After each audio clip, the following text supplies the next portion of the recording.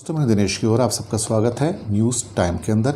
आज state bank of India की research report आ गई जिसमें उन्होंने कहा कि इस समय हालात देश के अंदर आम आदमी के इस कदर ख़राब हो चुके हैं जहां उनका डेट टू जीडीपी यानी कि आम आदमी के ऊपर जो कर्जा है वो इतना ज़्यादा बढ़ चुका है कि अब वो आम आदमी त्रस्त हो चुका है।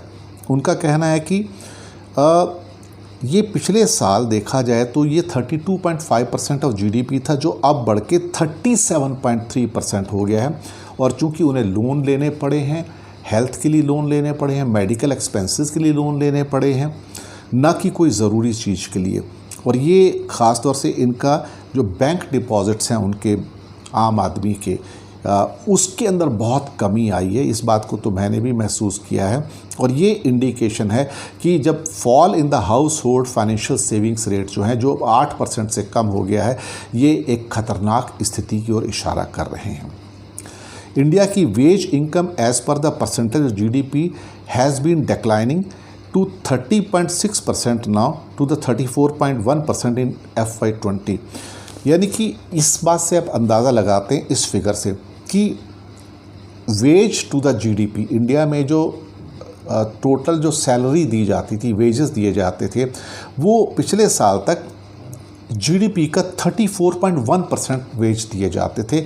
इस साल जीडीपी का सिर्फ 30.6% ही वेजेस दिए जा रहे हैं सारे इंडिया को।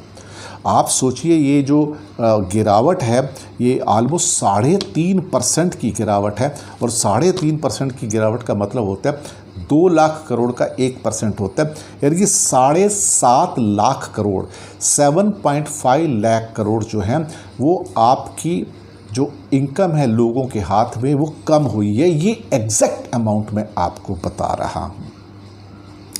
इसके अलावा उनका ये भी कहना है कि इंडियन इंडस्ट्री के जो प्रॉफिट्स हैं वो बढ़ रहे हैं। ये एक अजीब सी बात हो रही है। इंडिया में 2 चीज़ें बढ़ रही हैं, एक तो इंडस्ट्री के प्रॉफिट बढ़ रहे हैं और दूसरा आपका जो सेंसेक्स यानी कि स्टॉक एक्सचेंज बढ़ रहा है। स्टॉक एक्सचेंज तो आज की डेट में देखा जाए तो सिर्फ गैम्बलर्स डैन हो गया है। तो जुआरी लोग जैसे होते हैं ना, वो लोग अपना गेम खेल रहे हैं वहाँ पर।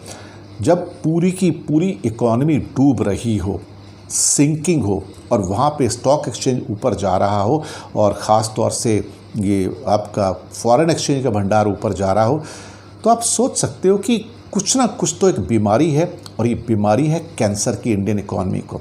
और ये कैंसर बहुत भारी है, इसका आज नहीं तो बहुत जल्दी बाद में फल नज़र आएगा। जब सारे पैरामीटर्स डाउन है, फंडामेंटल्स डाउन हैं, तो फिर आप कैसे उम्मीद कर सकते ये होगी। यानी कि जिस देश के अंदर लोगों की जेब के अंदर जो पैसा आना था उस एक साल में उसके अंदर 7.5 लाख करोड़ की कमी आ गई हो, इससे बड़ा डेटा आपको और क्या चाहिए। और ये स्टेट बैंक ऑफ इंडिया की रिसर्च रिपोर्ट का कहना है जो शायद अपने आप में बहुत महत्वपूर्ण है। शुक्रिया।